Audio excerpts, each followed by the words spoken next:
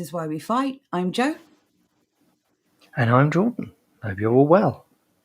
Yes, indeed. I hope everyone is having a very good Friday. Reboot Needed says, bloody hell, Friday came around quick this week. Does this mean I'm getting old? No, it means a lot's happening. This year has flown, don't you think, Jordan? You're much nicer than me. I was going to say yes, but okay, let's go with that instead. I think it's when loads of stuff happens, you get this impression of time flying. I don't know. It's hard to keep up with. Anyway, very good evening to everyone who's joined us. Look at the early birds. So Xanth, number 1. Well done. Yep. Reboot Needed, we've just mentioned. Good evening to you. Monty, 1964 is here. Tyranny, that's what it is. Everything's tyranny, Monty, but we'll be talking about that shortly. Andrew is here. Welcome, Andrew. Not just that, we're talking about many better things as well. Oh, yes. Fearless Bear says, hello, Joe and Joe. Oh, 2 of me. Can you imagine? It drives Jordan nuts, you know. I'd never say anything ever again. I could actually run this show by myself. If there was just me, it would be brilliant. I wouldn't even need guests, would I? To be fair, you used to do that. I did. It was horrible. It was really... for goodness sake. Except for that fantastic Agenda 21 thing I did. That was supremely interesting. Anyway. That was great. It was. Which I can't find now. I hope we haven't deleted it by mistake. Good evening, Philomena. Sir Francis here. Welcome back, Sir Francis. You were sorely missed last week. I hope all is well. Indeed. Will had a go at us. He did. Well, he didn't know. He didn't tell us off. He asked us to give you a shout out. It's the same thing. No, it's not the same thing. Stop picking on English, Will. He's not even here yet, as far as I can tell. Roy Bob, good evening. I bet he's here now, isn't he? DJ Mark, good evening. Jess, good evening. Space Hopper Mark, so many marks. Good evening. Colin Thornton, good evening to you. I'm just going to call you Colin from now on, Colin, because I think you might be the only Colin, if that makes any sense. I think that's everyone covered. Oh, Tash is here. Can't forget Tash. Good evening, my dear. I think that's everyone. Everyone who gets here early gets a shout. Catching up. Arthur is here. Good evening to you, Arthur. English bird as well. I'm catching up. No, I skip forward because I'm excited. All right, English bird. You'll get a bit of a previous mention there. Roan Wood is here. Okay, there you go. There's English bird. I've caught up with you, my dear. Okay, I think that's everything. So, good evening to everyone. Thank you for being here early so we can crack on. Do appreciate it. Loads to get through tonight. So, without further ado, let's make a start. Jordan, over to you. Thank you very much. Drum roll, please, maestro. I saw this article. Sorry. Here we go. I'll do it. There we go. Anyway, I saw this article in the week, and as soon as I saw the headline, I thought to myself, I know where this is going. And they didn't even make you go into the article before the bait and switch was there. The headline says, make people fly less, ministers told. Make them, yes. Because that's how things work in these people's world. You then scroll down, and the very first paragraph, the government has been blamed for failing to reduce demand for flying and meat eating as part of its plan to rein in climate change, because that's what everything comes down to. You can't have meat. Meat is bad. Meat kills the planet, thereby you shouldn't be able to eat it. So there's 4 words there that I find quite chilling. Failing to reduce demand. Not failing to encourage people to change their lifestyle or change their habits. Failing to reduce demand. Everyone with a functioning brain cell could see this headline and think, I don't like how this sounds. Make people do something, ministers told. That's not a good way to start anything. Of course, living under COVID tyranny, as we are, and lockdown tyranny and emergency COVID power tyranny, making people do stuff is just life now, right? I'm also with Xanth on this one. They already do fly less. Who the hell flies often? Well, I've got to say, that unfortunately, the people who rushed out to get their vaccinations, were they not banned from flying?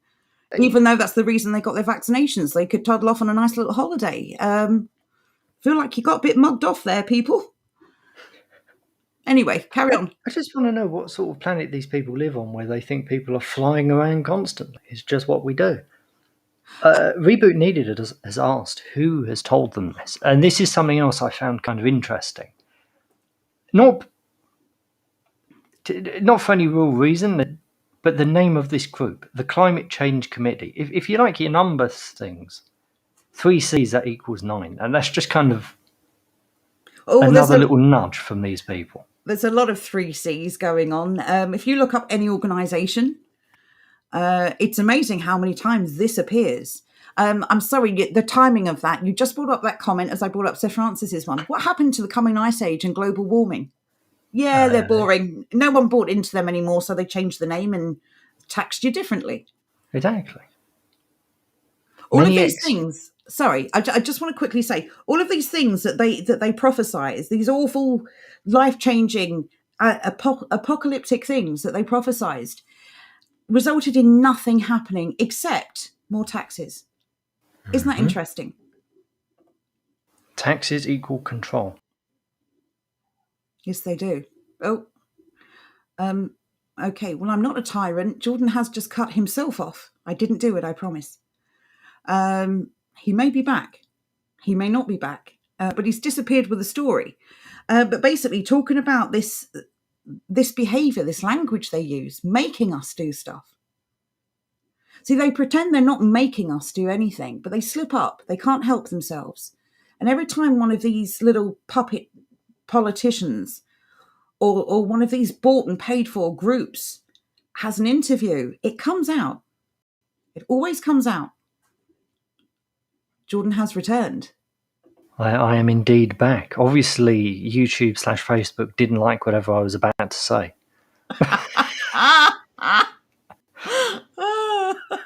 You've been censored. Do you know what? I prefer the good old days when you used to just get tangoed. Yes, but you do look better when you're censored than when you're tangoed, let's be fair. Philomena has asked the most important question of the night. Has she? Yes. You expect me to catch that? Yes. Let me find it. I catch all comments in relation to our flying friend. Is it that? It was one of the questions around the hat. If you just take me off of the screen for the moment, that way everybody can indulge themselves in our glorious headwear. Look at him down there. Oh my God, you're talking about that damn bee. Yeah, I love the bee. Everything else pretty good. I enjoy it. It's fun. It's a good time. But that bee is going all the way. Philomena's concerned about the size of the hat. Honestly, I think the bee is just ridiculously massive. It's bigger than the owl. It's bigger than the owl, and it's almost as big as the fox. He's got anaphylactic shock, hasn't he? He's obviously stung himself. He's swollen up. You know what's funny? That fox is almost larger than the woman. You were really quick to point that out when I threw this together. I don't know why. I said you have to make her taller, otherwise she's a midget. I'm sorry, anyway, little person. The person that is vertically challenged. I'm sorry if anyone's taken offence to what I said, but, grow up. Anyway, right, carry on. Okay. But as I was saying, this article goes on to say many experts agree technology is needed, but behaviour must change too, and we know how they like to change behaviour because we've been through the Mindspace document. Quick question. Many experts. Which experts? Name one. They're experts. Bob. Can you just mention the comment above? I would like to know what people think this means. Oh, the hair shirtery. Yes. What the heck is hair shirtery? Does anyone know what Boris is waffling about this time? No. Nobody knows what Boris is waffling about. He's almost as bad as Biden, but not quite as detached from reality, I suppose. Stumbling. Have you seen the latest one? Have you seen the latest one from Sniffer Joe? I don't know. There's a lot floating around. I don't actually know which one is the latest, to be It's fair. the one that. To be fair, I don't even know if this is the latest. This could just have been one of many this year. It's when he met the Pope and said, "I know you. You're the famous African American baseball player." No. Like in every possible way, that's wrong. Is that actually what he Pope said? Literally, we can play the video if you want. Yeah, I really want. Yeah, let's do that. What? Anyone up for a bit of Brandon bashing right now? Andrew sent this early on. 1 minute. I'm going to forward this to you. You're going to have to download it and upload. Oh man, no, we're all out of videos. No. Okay, Yep. in that case, then you know what we're going to do. Everyone, go and take a look at our Telegram.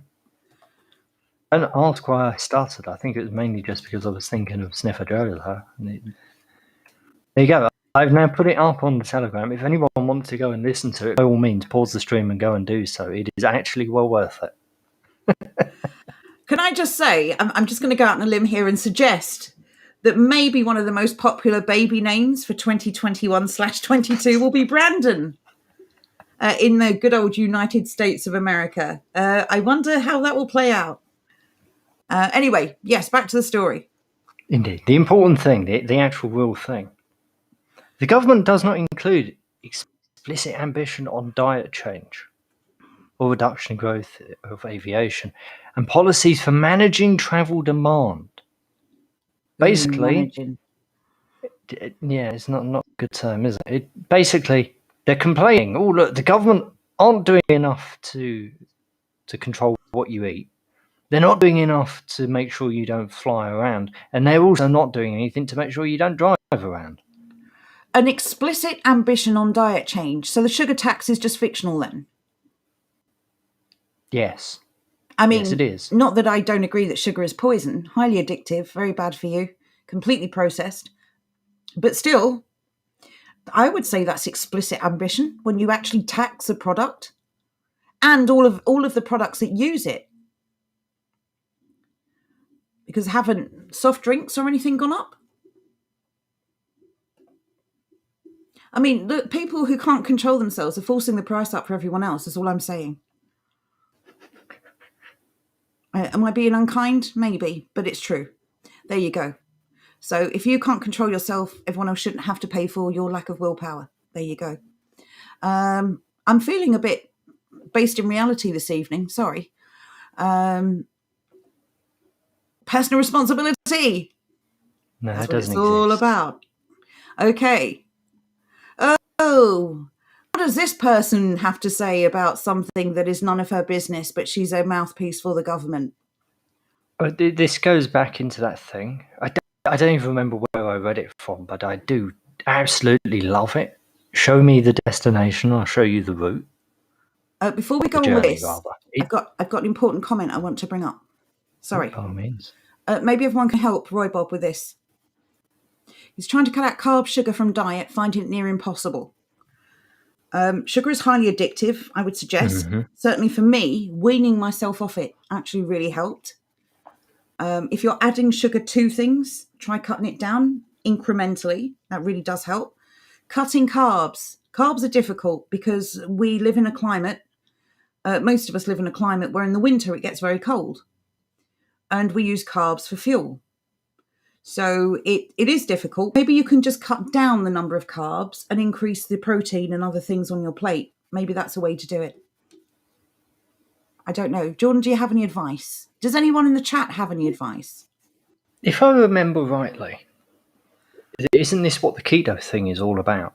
Yeah. Getting you off of like carby stuff and getting you onto animal fats instead. Well, there are lots of variations of keto. You can do this kind of 5-2 thing. You know, we like Monday to Friday, you just have protein and then you have carbs on the weekend. So it's like a reverse job. Basically, yeah. Where you pick out all weekend essentially, but you have the good stuff through the week. It is difficult. I mean, having just a meat diet or just a protein diet is really difficult because of our cultural traditions when it comes to food. unfortunately. Oh, hang on a minute. Monty has a very important point to make. We also drive carbs. But yes, it's really difficult to have just protein. Because all of our meals tend to still come, we're a meat and two veg nations, plural.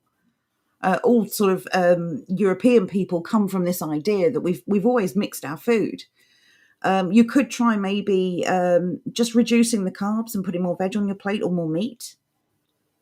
Just having less mashed potato or less roast potatoes or less pasta or less rice or whatever you have. I don't know if I agree with this whole switch to wholemeal or brown. I've heard rumours that they are both good for you and they make no difference. So I don't know. I've not looked into it. Jess has thrown out my favourite option of more beans. Don't start them off on beans, Jess, for goodness sake, please. This is all we'll talk about for the rest of the stream. Johnny Not Pal. This is really, really good. If you think nobody cares if you're alive, try not paying your taxes. Oh, yes. Oh, yes. So Will's saying he eats a lot more protein now. That keeps him from getting us hungry.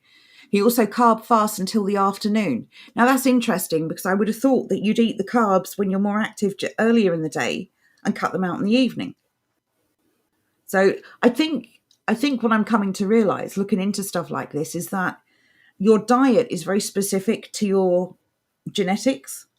And then not every diet works for every person. And when I say diet, I don't mean weight loss program. I mean diet, the makeup of the meals that you eat.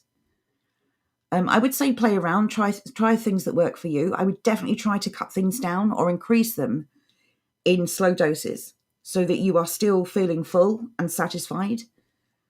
I'm going to go out on a limb here, as I'm not a dietitian, I'm not a nutritionist, and I'm not any kind of weight loss expert. But I know one thing: once you start depriving yourself of something, you want it more. And that stands for everything. So, don't deprive yourself, I think, is the key. And just see what works for you. Will says green vegetables actually have very few carbs. It's really only the starches that are an issue. Yeah, I think vegetables probably okay. So this is interesting. And Will just goes on to say on this last point, when I ate carbs in the morning, I was still just as hungry later in the day, so I just cut them out. That's very interesting. Putting pay to another weight loss myth. But yes, it's not about losing weight. I'm thin, so it's not a diet. No, again, when I mention diet, I'm talking about the way we eat. Like your food is a diet that we eat. Loads of people have got great advice here for you in the chat. No advice tops Johnny Not Pals. Put that on screen and read it out. Oh man, I'm not putting that on the screen. Johnny Not Pal. Put it on the screen. Just put the comment on the screen. No, and no. But Johnny Not Pal, that is funny. But no. There you go. Good point. There you go. Someone agrees with you, Johnny Not Pal. I think we all do. Yes. Okay. Right. Good. Anyway, I'm sorry to interrupt. I thought that was an important question. This is what we do. We help each other. Thank you, everyone who's made really useful suggestions. I hope that helps. As I was saying before, yes. Jo interrupted me, and she was about to do it again, weren't you? Maybe. I'm just going to bring up English Bird's comment, but I won't do it then. I'm sorry, English Bird. I've been told off. Oh, do you know what? I'm going to do it anyway. There you go. Just very quickly, we don't need 3 meals a day. We're grown-ups. We're not growing no more. I need 3 meals a day. That's a whole nother conversation. But yes, anyway, carry on. As I was saying. I've forgotten where I was going with this. Well, in your defence, that was about 10 minutes ago. What's happening? Blah blah blah. Climate change, right? What did it? Down a little bit more, and behold, what do you see? Every piece of meat. Further attacks on the meat. They then go on to say, while green taxes risk hitting the least affluent the hardest, rationing is seen as some by fair and a universal way to limit consumption. Critics, however, say it sacrifices economic growth. Forget, for God's personal sake. freedom. Yeah, Everything comes down to economic growth. It's like we're flipping industrial units. And we're going to be getting onto that bit in a moment. There's an article that we're coming up to shortly. The problem with rationing, is this. First of all, the people imposing it are not rationing themselves. Secondly, the people imposing it can decide what the rationing is. They can decide how much you eat and how often. So when they talk about rationing, it's this big soft word that doesn't really mean anything. It's a very generic word. What do you think the reality of rationing would be, given what they've already started to do? Because that's the real question here. Rationing doesn't really mean anything. Yes, I just read that. My stepdad's not mean. But rationing is a soft word. It's a generic term for controlling food. Mm-hmm. But by what methods will they control it? How will they control it? How much will they allow you to have? Oh, I do not remember this at all. Admittedly, I don't think anybody actually has memories of David Miliband at all. But as far back as 2006, the then Environment Secretary, this absolute idiot, argued that he should be issued with a carbon credit card to be swiped every time they bought petrol, paid an energy utility bill, or booked a plane ticket under a nationwide rationing scheme. Hang on. One minute. First off, this is an irritation for me. Plane. This is England. Aeroplane. Thank you, Guardian. Can I just say, as you say, your petrol, utility bills, and aeroplane tickets, nothing to do with rationing. Secondly, we had an environment secretary. In fact, we've had an environment secretary for, I'd say, near on 30 years. Let's talk about what they've done for the environment, shall we? HS2, anyone? Cutting down all the trees to build houses for more people than this country can cope with. Anyone? Building rubbish temporary homes that then have to be pulled down within 10 years and rebuilt. Anyone? This is ridiculous. Environment Secretary. These people don't care about the environment. They certainly don't care about us. A carbon credit card. Do you think these people would use one if such a thing was brought into play? Well, who's brought out a carbon credit card now? Is it MasterCard or Visa? I think it's MasterCard.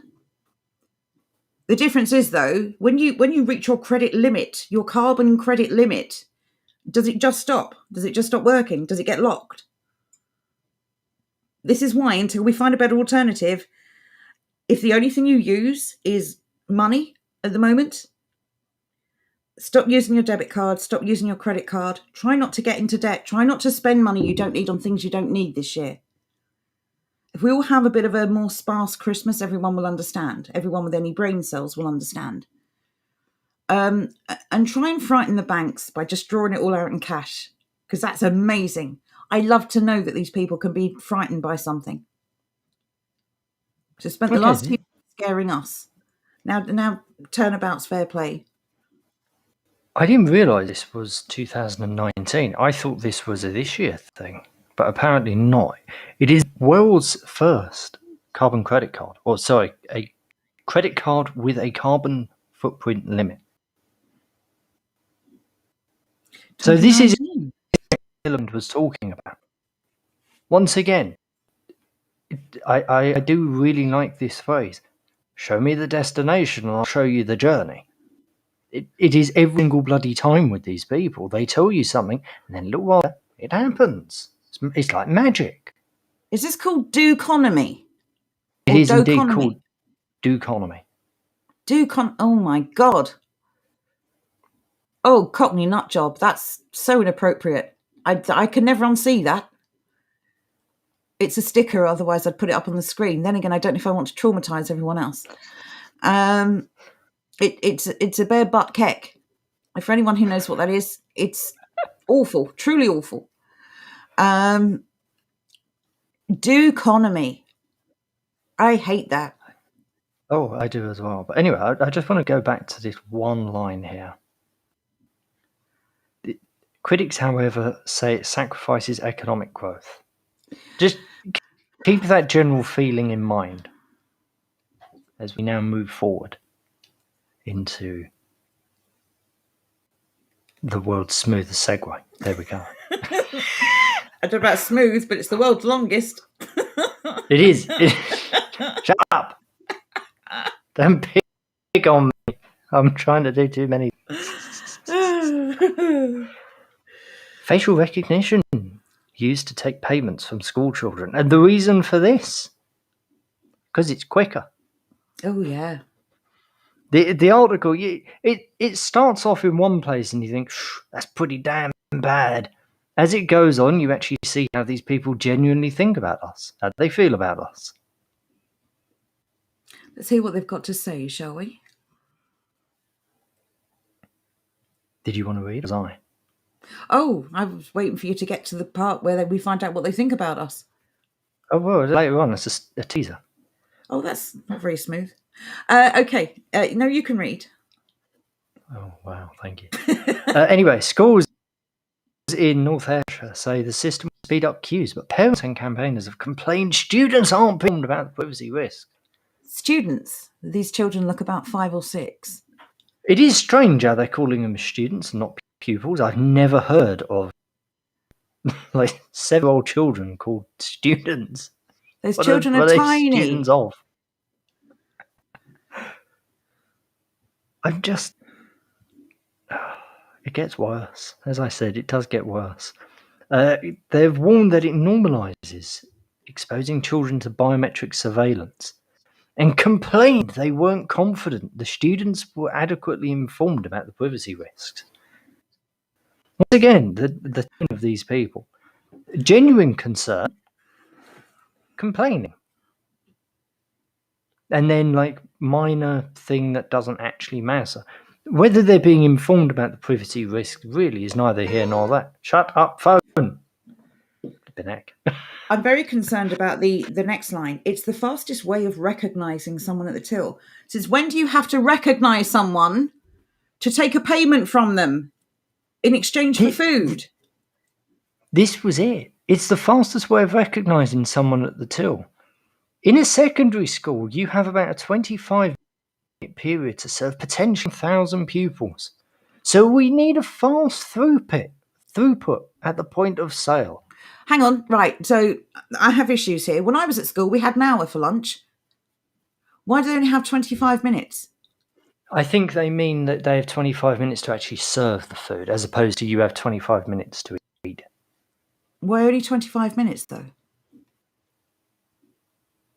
But if you have like an hour, you don't want to just have somebody turn up to get their food with like 1 minute to go, as it were. Understandable, but if you've got an hour's break, why only 25 minutes to serve food? Why not 45 minutes? It's part of that rationing, isn't it? This is disgusting.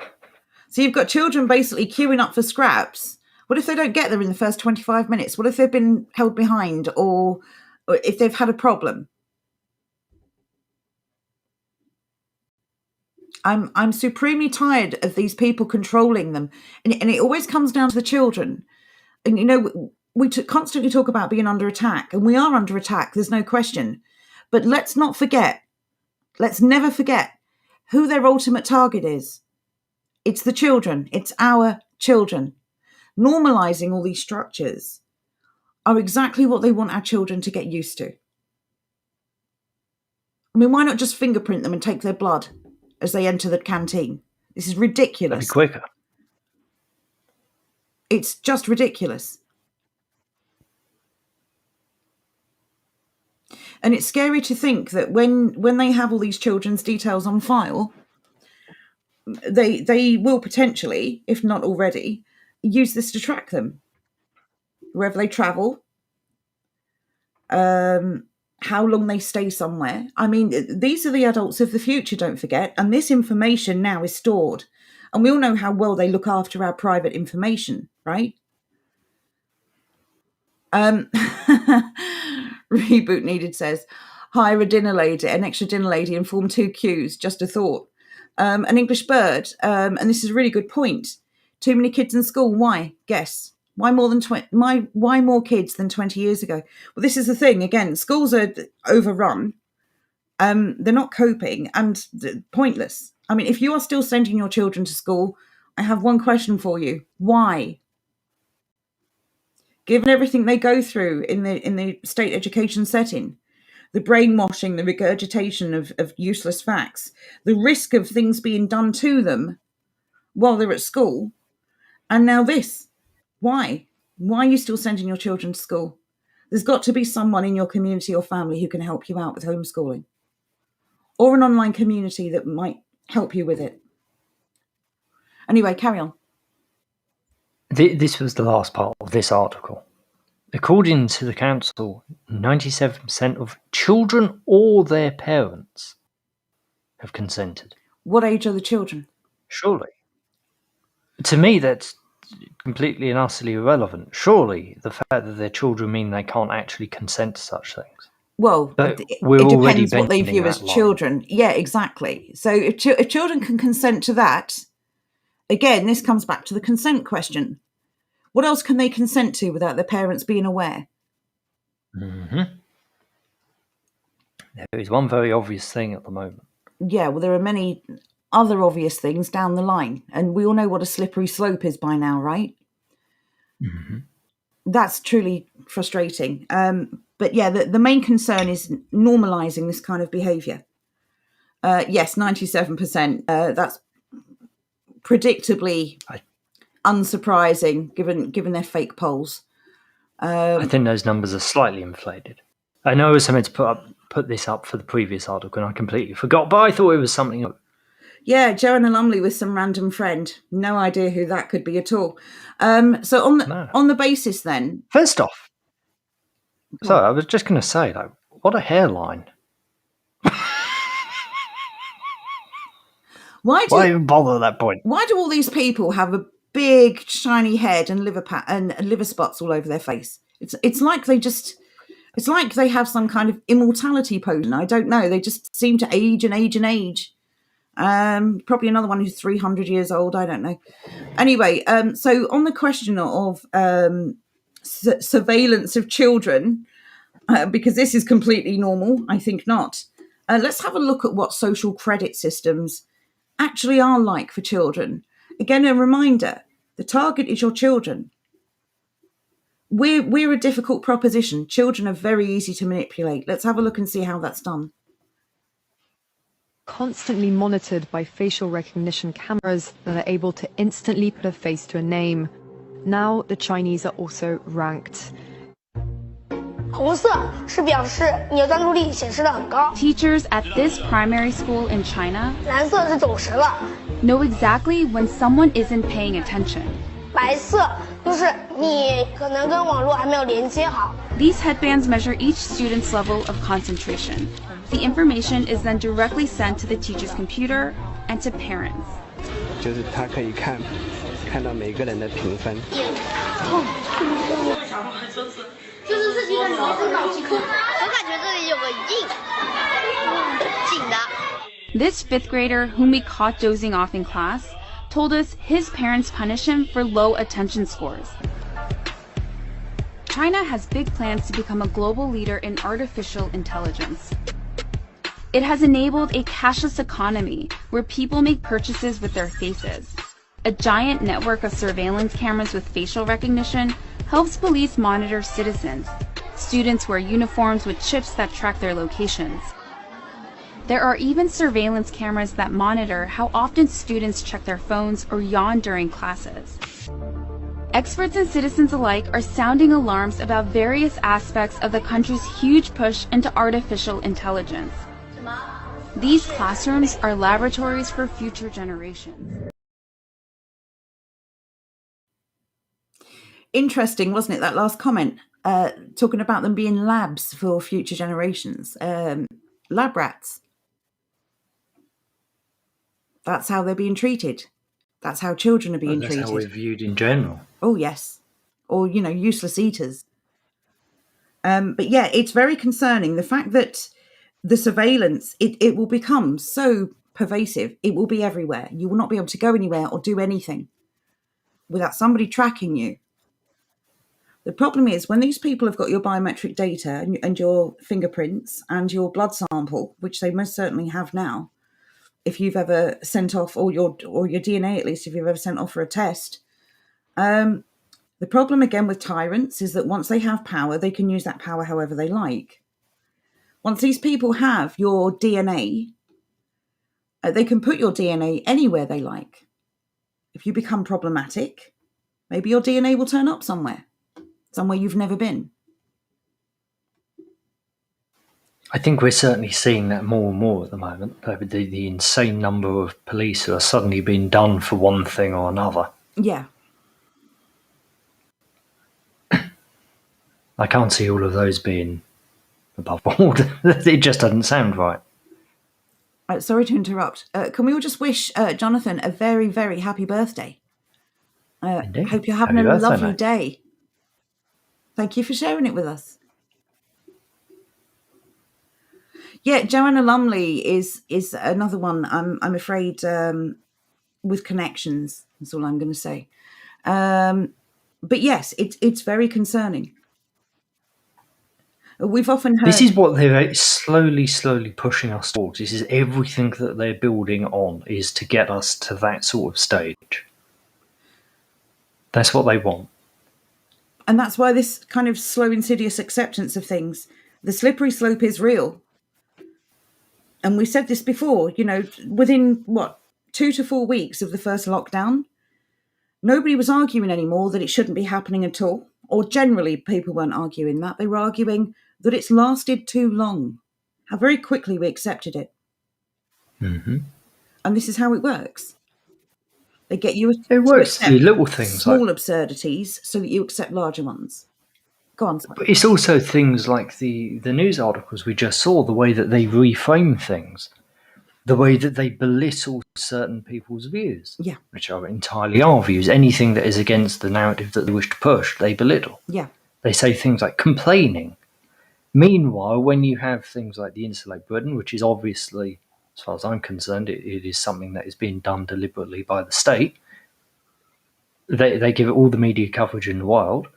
They then kind of attack it in very soft, pleasant ways. Yeah. Evidence Violate says the slippery slope done become a ravenous avalanche from long ago. Yeah, no kidding. And just for you, Jordan, here you go. Fearless Bear says that black cat looks angry AF. There you go. Don't all cats look angry, though? Look at it. Wretched creatures. Oh, don't start on cats. You and I are going to fall out. But yes, it's very concerning. The reason why we keep going on about this, probably to the point where we're boring you, it's really important that we realise what they're doing. It's very hard to disengage from a system of brainwashing unless you start to recognise when it's happening. And this is a journey for all of us. I still catch myself playing along. You know what would help you with that, though, Joe? What's that? A little bit of personal responsibility. Well, indeed. And this is the thing. This is all geared towards having us palm off our responsibility onto the state. Yes, they have the responsibility, although they never, ever pay for the consequences of what they do. But it also means they have absolute control over you. It has always been this way. People who control your food control you. People who control your money control you. They've already started to control our thoughts, what we can say online, what we can say in person, what we can wear, where we can go, how we go out, when we go out, how often we go out. They've already controlled these things. We've had rationing in this country before. Although I don't suspect anyone here is old enough to remember it, we certainly know it happened. They've done these things before. And many of these things are ongoing now. And the gutter press have alluded many times over the last 2 years with their little opinion pieces. Opinion. If we give up all these powers to the government, will they ever give them back? Well, the answer is no. No, they won't. Because once they cross a line, once they've gone too far, they can't afford to give them back. Because they will then have to deal with the angry mob they've created. Well, it's not just that, it never suits them to give it back. They take it because they want it. They want to nudge and nurdle you into a certain position. It's like it's the final act, isn't it? The power play, the power grab. When they grabbed power this time, this was for keeps. This wasn't just a soft, let's trial this. This is the real deal. Things are never going to be the way they were. If people think, I'll just do this because then we can get back to normal, not going to happen. This is normal. And the next time they remove another right from you, that will become normal. And then another right will become normal, and another right will become normal. There is no going back to how things were. And by the way, can anyone name a time when we were actually free?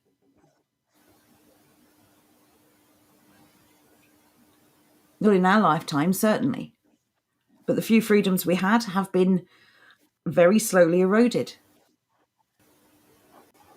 Oh, don't start. Would you like me to re-segue? Yes, please. Thank you. I segued like 3 minutes ago at this point. Go on. Personal responsibility is our way out of this. Joe, do the thing. Take the hint. I don't know what you mean. Which one? You know that thing when like a TV station goes down, it just goes, "Beep, we'll be back with you short." Imagine that taking place now, chat. The background, love. Right. There you go. How hard was that? Yeah.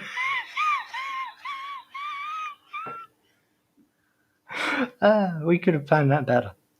Anyway, as I was going to say, I have written an article and I've popped it up on the website, which I can now pop into chat.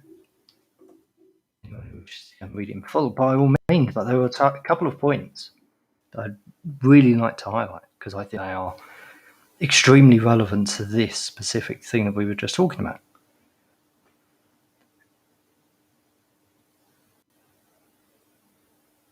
So many movements have come up over the past, God knows how long, let's say century. Hardly any of them have ever worked, and it is because they keep doing the same bloody things.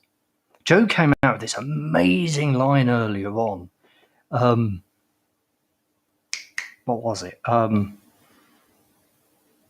Like protesting as a public tantrum. I thought that was an absolutely brilliant phrase.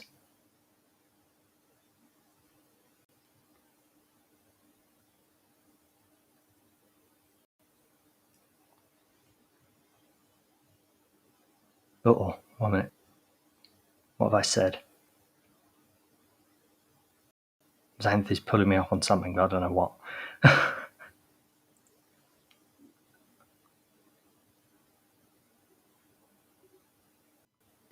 Article is, what I would like you to take away from this article is that change begins with the self. I cocked it up, didn't I? Whatever, it doesn't matter.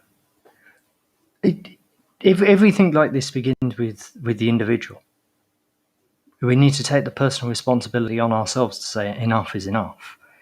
You've got absolute clowns in the world, like Boris being put up and telling us what to do. People like bloody Biden at the moment. Like, nobody can really be looking at these people and thinking, oh, they're perfectly sane individuals. They're normal. They're obviously clowns. They're obviously being put up there specifically to humiliate us, specifically to strip away our sense of self-worth. And they want us to feel helpless. Indeed. But we're not helpless. We never have been.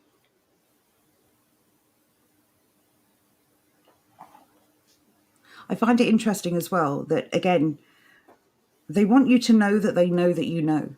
You see it all the time. They have these meetings and they don't distance, they don't wear masks. While at the same time lecturing the rest of us about social distancing and masks and things.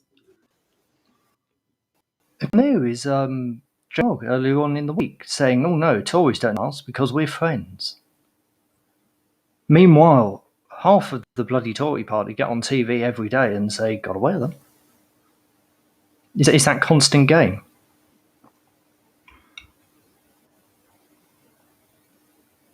Well, the reality is, if masks work, then how come people who have never worn a mask since this started are still kicking? Still calling for people to take off their masks and breathe the fresh air? Again, these people are hypocrites. Why is anyone listening to them? They're hypocrites. And worse, they're dangerous hypocrites. Because everything they're advocating for us is actually bad for us. When it comes to things like not eating meat, that's a great example. They don't want us to eat meat, but they then tell us, buy lentils. Put lentils in your shepherd's pie is one that I've heard a lot recently. Well, lentils aren't grown here. You have to ship them in or fly them in or whatever. That's an incredible amount of carbon miles that it's racking up. This is a prime example of them saying do something, even though it's actually against what they're saying in the first place. Well, speaking of carbon miles, look how many times they take private planes to these stupid Bilderberg meetings and COP meetings and all this. And they're all taking private planes, like each. Not even getting on a normal aeroplane where they're all sharing the one space. But don't you dare travel, your carbon footprint, taxes, give us more money. It's ridiculous. Mm-hmm. These people are hypocrites, dangerous, deceptive, insidious hypocrites. I wish I knew what the thing would be that would make everyone say, hang on a minute, not doing this anymore. I wish I knew what that thing would be. I think you could spend an eternity trying to work that out. I don't think you'd get there. But I think everyone I don't think it's possible to get there. I think everyone has a line, though, don't they? Everyone has a line. Definitely. That when crossed, they say that's enough. Do we think they're accelerating towards that line for everyone? There certainly seems to be a lot more pushback now. What was your line? Well, my line was already well established before January of last year. What was my line? I guess old-fashioned teenage rebellion. The moment I'm told to do something, I push back. There wasn't a specific thing for me. When it comes to the government overreach, the hypocrisy that's been on display for years and years and years. If you're talking about this particular scenario that we're being subjected to now, I never had to enforce my line; it was already there. Mm-hmm. I think, Reboot Needed said vaccinating children. Roy Bob said, "You think kids would be that line?" I'm very, very sad to see that kids apparently are not that line. At least they're not that line for everyone. But you know what? It brings me back to this kind of brainwashing, this inculcation into this system. That young lad, Jack something, that got killed on London Bridge or Tower Bridge, mm-hmm. whose father made a press conference statement almost immediately after, saying, I don't blame anyone for this. Like, why the hell wouldn't you blame someone? Someone took his life. There are genuinely people out there who do not care about their children. They're pawns. They just use them to get something or to achieve something. This is why I think most of what you're reading in the gutter press at the moment is just lies. I do not believe that many people care so little about their own children. Do not believe it.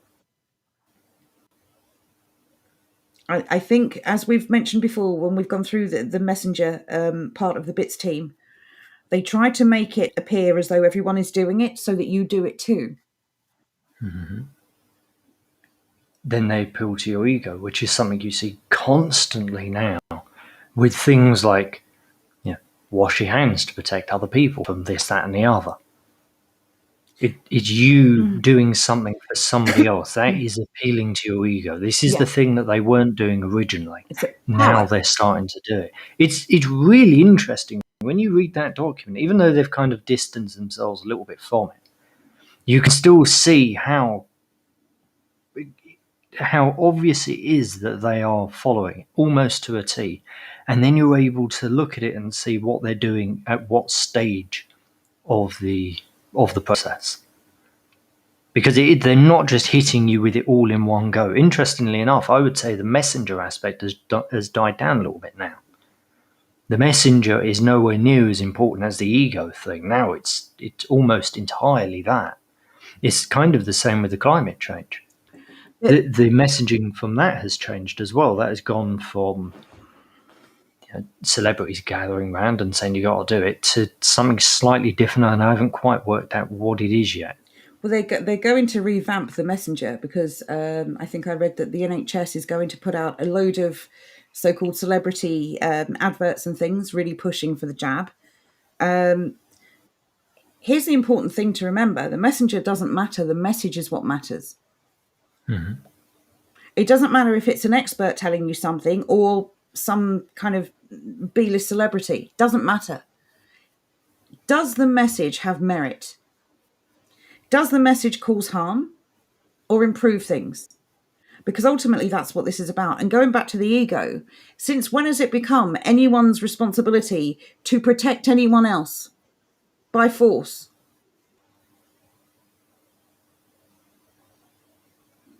Do you protect your family because you have to or else?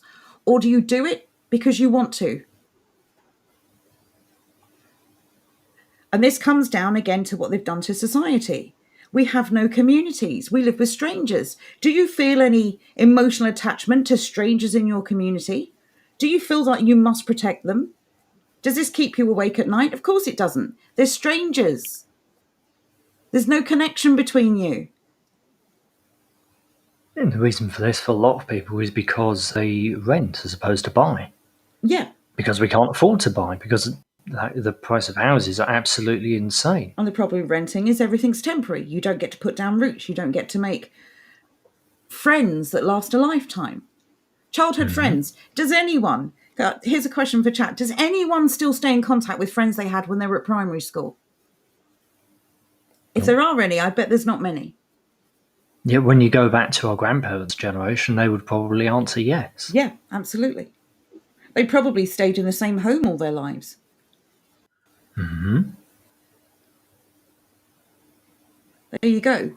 And it's not because it's something we don't value. It's because as children, we have no choice about where our parents move us to. Everyone gets moved around. Everything is temporary. Remember, you'll own nothing and you'll be happy. Hasdak, bless him, says, I have no friends. You do have friends, Hasdak. But that's still funny. But yeah, you know, this idea that it's your responsibility to protect everyone else at the cost of your own health, because that's what the message is absolutely heinous. Look, whatever you believe, whoever you trust, that is your responsibility and yours alone. And that message goes out, of course, to people who are buying into all this. If you want to trust this and you think all of this works, good for you. But it's not our responsibility to protect you from something you say works. If it works for you, then it works for you. We can't make your thing that doesn't work by taking it ourselves and making it work, because it doesn't work. Take responsibility say that again. for yourself. That was almost a bubble thing. say that again for me, please. Right. If the thing that doesn't work for you, that won't work for me, if I take that thing, it's not going to make my thing work, and it's not going to make your thing work. Your thing either works or it doesn't. My thing works, thank you. I don't know how we got to talking about things again, but here we are. Oh, it's things and bubbles. I don't. It's Bubblegate 2.0. Johnny Not Powell's thing works too. I'm so glad you confirmed. It's all good. My stepdad's not mean, thinks it's funny. Xanth is asking how we got onto Viagra. I don't know. That was a weird little segue there. Jordan, control your segues. Look, I controlled my segue perfectly earlier on. But it's interesting, isn't it? This is one of those things. This is a prime example. conflating output and outcome is a costly mistake. We've just seen it in action. It's true though. It's true though. Personal responsibility for you, but not for them. Mhm. I can't think of a single legislative move the government has made in recent times that has afforded me more protection than I already had. Do you mean protection or freedom? Safety. Let's go with safety. Just safety. I can't think of a single move the government have made that has made me more safe. It will probably be something bloody stupid, like when they banned asbestos or lead from paint. Well, I wasn't at risk from asbestos. So, no. Were you at risk from lead from paint from licking toys, though? No. And I didn't lick wallpaper either, you'll be pleased to know. I also just windows. I also don't crunch. I also don't munch crayons, so we're all good. But seriously, yeah, it's not your responsibility to look after all and sundry. It just isn't. It's your responsibility to do the best you can for the people you love, the people you care about, the people who you directly come into contact with, which would be your neighbours, your work colleagues, your friends, and immediate family. But it's not even a duty. It's something we do without thinking because we have an emotional connection. And what we have, unfortunately... brings us... Go on. No, go on, say it again. I'm just going to say, and what we have, unfortunately, all across the West, and I'm sure many other places now, because of the sheer population boom, is we have societies filled with strangers. And this is why it's very easy to turn people against one another, because we are strangers. Because we don't talk to people, we don't engage in the same things, we don't have clubs anymore, we don't have social clubs. And luckily, there seems to be a resurgence, and they're making a bit of a comeback. But all of this isolation nonsense, it's all me, has really harmed us. And that's why it's so important that you have a network of people around you that you can call on in an emergency and that you can be for when they have an emergency. That's all I wanted to say. Carry on. Well, I will now quote Joe from the article, which was a quote from Joe originally. If you're sitting on your backside waiting for somebody else to create the change you want, then you are lazily supporting the status quo. Unfortunately, there are only two sides now to this war they've declared on us. You're either propping up the system or you are tearing it down. And if you are propping up the system, you're actually getting in our way and in your own way.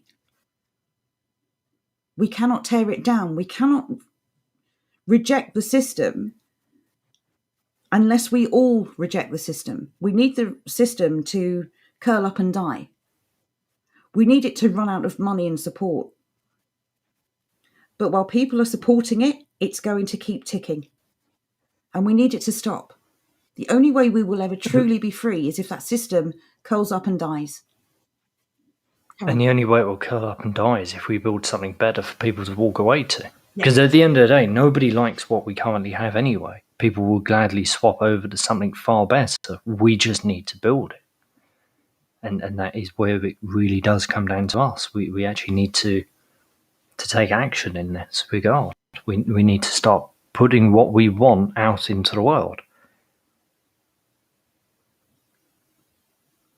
Which is something else that was touched upon in this article. Yeah, it's about being the change you want in the world. It's about behaving in a way you'd like other people to behave. It's about leading by example. It's about showing people what you can do, teaching being people. Better. Yeah, it's about being better, basically. This is why we've changed personal responsibility to self-improvement, because they are one and the same. But we think self-improvement is a bit less generic. Personal responsibility means you are responsible for your successes and or failures. Self-improvement, however, means you will have more successes than failures. We felt it was a bit more of a positive statement. And if you're constantly striving to improve yourself, you are going to get better and be better. You're going to know things you didn't know 6 months or a year ago. You're going to be able to do things you couldn't do 6 months or a year ago. You're going to be able to teach things you didn't know. And in the case of one skill leads to another, you're going to be able to learn things you couldn't have learned 6 months to a year ago. It has a knock-on effect. There's also this amazing sense of satisfaction. And Jordan's the best person to talk about this, although I found it with my cooking. I've really stepped up my cooking game. You've been doing great at that, the bread making. Over the last which you 2 just years. started again. Yeah, I had sort of a dry period, as they say, these artists. I'm no artist. But I was specifically going to ask you about the whittling. Whether or not you do something and it's a success or a failure, that sense of achievement that you've tried something and that you've enjoyed it is also really important, because we're not enjoying the things we're doing right now. Well, Jordan and I are enjoying doing this, and I hope you're enjoying listening. But I'm talking about I wasn't enjoying my afternoon much. But I'm talking about from a work perspective. There are many, many people doing jobs they hate to pay for things they don't need. Many, many people. It's just really stupid. It's stupid to live this way. And we are shortchanging ourselves.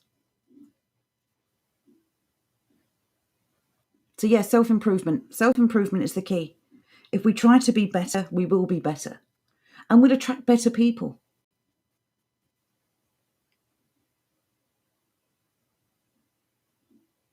And it all starts with us. I'm watching the chat. There's an amazing conversation going on right now. Tash has asked the most important question. Well, the now most important question. Oh, yes. Well, it may have knocked the bee off slightly. Yes, we're getting to that. So last week, we set everyone a challenge. Speaking about self-improvement, we set everyone a challenge. I hope everyone who was able to took part.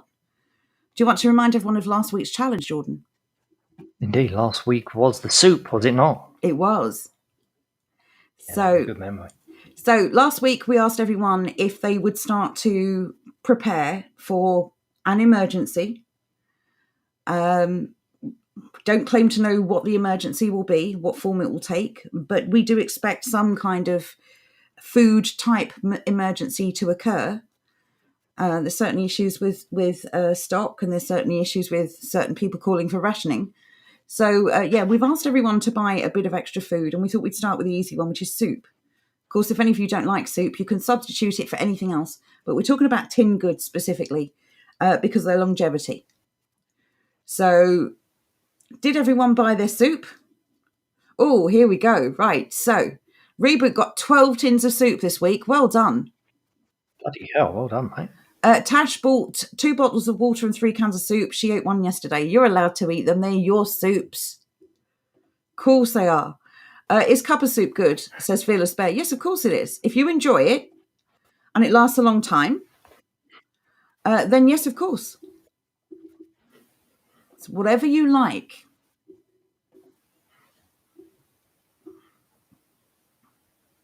Things like cup of soup would probably make a lot of sense, actually. Yeah. Because they come in little sachets, if I remember rightly, don't they? They do. And you know what? They're easy to make as well. So what I was going to say is purely in terms of room and space. Like a little, 10 sachets of that is going to be a lot less room than 10 cans of soup. For sure. May not be the best stuff ever. It may go at the back of the cupboard and you may, frankly, forget about it for the next decade. But if you ever need it, it's there. The only downside I would say is with the sachets is that you need water to make them, whereas with the soup in a can, it's already all-inclusive. Can't you just do what you do with protein shake and just eat it? Don't do that. But wouldn't you need to wash it down with some water? You may as well make it soup. It's like the old hangover cure of eating coffee. No, I wouldn't recommend. Oh no, that sounds awful. I wouldn't recommend. Zant says some new tuna, but I'm loaded with cans. Good. And again, we don't want to cause a panic. So we don't want people going out and buying 50 or 60 cans extra, because that will create a gap on a shelf and it will cause more people to buy up everything else. If you can just start buying a few extras each week or each month or whenever you go shopping, or as many as you want. I mean, it's up to you. We're not tyrants. We don't tell you what you have to buy. But it will benefit you to have some food stored. Cockney Nutjob bought 10 cans of Stella. Not quite what we were saying, but you know what? You do you. That's fine. A few packets of dried soup, says my It's the stepdad's thought not that me. counts. Yeah, at least you went out and bought cans. Yeah, not bottles. Fair enough. Johnny Not Pal says, I bought super noodles. Absolute slime, but edible-ish. Yeah, again, if it's something you can eat and it's cheap, then it's worth stocking up. Mm-hmm. Romewood says, got 24 cans of sardines and olive oil, lasts forever, and good for you. Good for you. I can't speak for some reason. Yes. That's a really good one. Cockney Nutjob said those cans lasted 2 days. Hole in the can, I think. In all of them, in fact. Fearless Bear says, I'll chew the powder. Good for you. I only bought 2 soups. Well, we know that you'd said previously that you'd really stocked up on many other things, Will. So again, it doesn't matter if you only buy one. It doesn't matter if you can only afford to buy one. As long as you are picking up that one, make it a regular thing and start stocking up. Start to create something of an emergency cupboard if you can. Cockney Nutjob already has loads of stuff stored. Good for you. So you're doing it right. Roy Bob has been eating his way through his stash, unfortunately. This is a problem. This is why we're trying to avoid encouraging other people to panic buy. There's no point having a stash that you have to dip into before the emergency occurs. This is something that I can speak of. I bought 4 cans of tinned beef, 4 cans of corned beef, and I'm having one for lunch tomorrow. And this is the problem with even this plan. I mean, this plan is a solid plan. It's going to help in the future. But the reality is, as food becomes scarce and as the price of everything goes up, people may start having to dip into their stash. So all we can say is, do your best with what you can. It might be time for us to be less fussy when it comes to tin things and start buying maybe own label stuff, cheaper variants. Rather than going for the good stuff. Food is food at the end of the day, and it's not ideal, but it's winter for most of us. But I think certainly when it comes to things like tinned vegetables, it might be worth doing that, especially if you're then just going to put them into a soup or something. Yeah. Like at the end of the day, like sweet corn is sweet corn is sweet corn. Yeah. If it's going into a soup, it's probably not going to be awful. That's my rule of thumb. If you're going to mix it in with something else, you're essentially going to cover up any loss of quality, especially if you're going to slow cook it or something. Yeah. Space Hopper Mark says, too late, I've bought loads. It's fine. It's fine if you have. But we're just saying, if you're going to be doing this regularly, 30 candles. Wow, you are prepared. Fearless Bird makes a good point. Unfortunately, you can't store it, but he is correct when he says that you can buy McDonald's meals, they never go bad. That was an amazing thing on YouTube. I'm sure everyone's seen it by now, where somebody filmed hamburger and fries for... Isn't it for like a decade? I don't think it was that long, but it was a long time. I thought it was an insanely long period of time. It didn't rot. Like, I don't know what they put in this food, but oh my God, imagine what that's doing to your stomach. No, it just kind of slumped over and looked a little bit sad. But after like a month, it looked basically the same then as it did like 3 years later. Good God, what on earth they inject into it? And what does it do to your stomach? That's the question. English Will says, did anyone say that the bee can't see a thing with that hat? Yes. He can see a thing. Told off because the hat's too big. No, he can see. You can see a tiny little eye. I'm not saying it's the world's greatest vision he's got going on, but he can see. The one-eyed bee in the land of the wise. That's what it is. I'll get you, my pretties. Oh dear, this is a sad story from Johnny Not Pal. My friend drank a tin of wood varnish. In the beginning, the death throes were terrible, but in the end, he had a lovely finish. But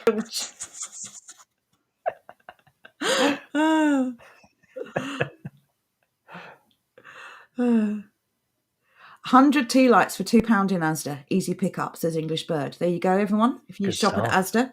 This is actually a good idea. If anyone finds a really good deal on anything.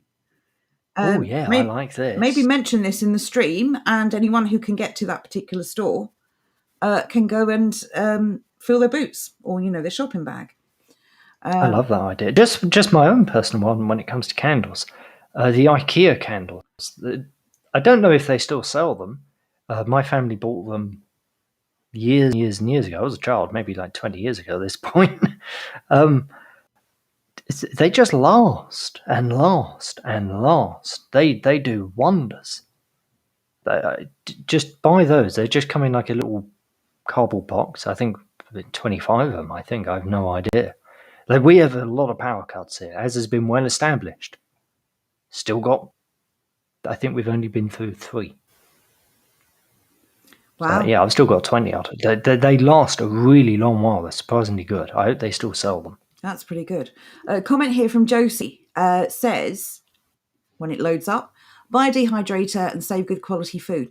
This is something we've been talking about for some time. The dehydrating of food is a really good way to conserve food. Obviously, again, it's an expense. And the problem I think we've got is we've come to this just a few years too late. But, we were in reaction mode. Now we're in getting out in front of it mode. And that's the important thing. Mm-hmm. If you can afford one, from what I've seen, highly recommend. They're amazing. And they really do preserve food. So thank you for that, Josie. As Xanth said, I bought enough candles to supply the street wholesale. Well, street party where Xanth lives. We know where to go when the blackouts start. Okay, so well done, everyone who bought soup. Again, this is not a comprehensive list, nor is it a diktat by tyrants. Okay, you buy whatever you need, but we do want to make sure everyone's prepared. We care that you are prepared. We care that you are not going to suffer or be deprived when things get really bad. When things get worse, because they're pretty bad. Okay, so to this week's challenge. Now, this is interesting. I'm just going to post a link, and it is to Andrew's absolutely fantastic consumable inventory. So if you do buy stuff, put it into that. That way you know exactly what you have. This is the time to do it when you're just starting to collect stuff. Do it now. And from a psychological point of view, if you start dipping into your reserves, you'll see it on paper. Mm-hmm. And because you'll have to go in and take it off. Yeah. And it might remind you that you're running low on stuff. That's such a good resource. Thank you for that, Andrew. It's a great one. So now we were looking up the subject of this week's challenge. Meat in a tin, or meat in a can. I think those of you the other side of the pond know where we're going with this. We've had quite funny debates over this idea of chicken in a can. But the reality is there's lots of meat you can buy that's tinned or canned. Jordan, do you want to bring up a little search that we were talking about earlier? A little search that we were talking about earlier on. For meat in a can. Do you possibly mean our latest segment of What in Fresh Hell Is This? So we were looking up things you can put in a can that are meat. And yeah, that just looks awful. I love how it's made by a company called Sweet Sue. From the kitchen of Sweet Sue. Sweet Sue. When I look at this, Sweet Sue is not the thing that comes out of my mouth. Sweet Jesus, more like. Exactly. That chicken looks like one of those hairless cats, but covered in jelly. I just hate it. I absolutely hate it. English Will is also quite surprised. What is that? What the F is that? Lol, lol. You get the same reaction every single time. It's just Philomena says that's nasty. Ooh. English Bird, I'd rather die. I feel the same way. Honestly, I don't know if I could. Romewood says trusting Sweet Sue is a leap of faith.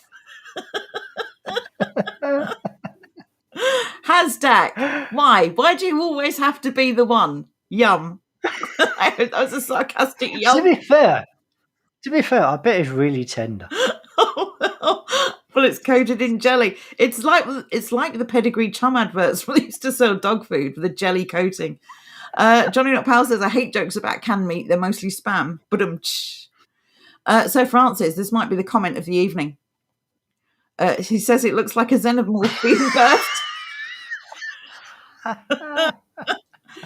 Reboot needed.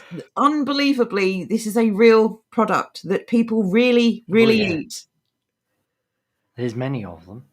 Oddly enough, seemingly it's only one company that makes them. I wonder why. But yeah, I'm not sure. I suppose maybe demand isn't terribly high. Oh no, wait a minute. Here we go. We got an own label. Oh my god, there's a chicken in a can industry. As Dax says, I'd eat it with mayo. Look, banquet, one whole chicken without giblets. Oh. Do you know what? I was into that until you gypped me with my flipping giblets. Can I just say on the subject of chickens, why the word giblets? It's the most horrible word I've ever heard. What's wrong with giblet? Oh god! And also, if anyone, do you want something? Go on. I was going to say, do you want something that is equally shocking and disturbing? Oh god! Are you ready? Oh god! Brace yourself. Oh no! See, hairless cat. I told you. That looks like a freaking raw turkey. It really does. Like, why? How on earth did a hairless cat come about?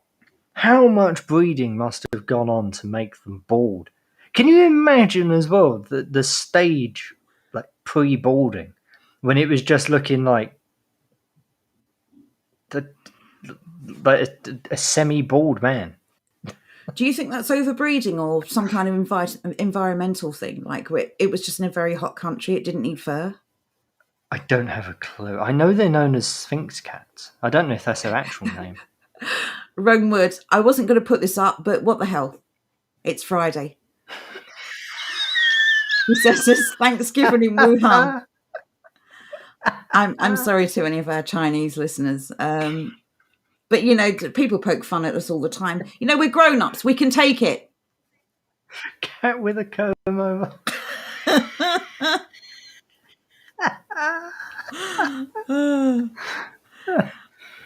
Where were we going? We were actually going to the serious point. Yes, all the kinds of meat you can get in a can. And believe it or not, many of them are much more tasty than what we just showed you. That was the worst of it.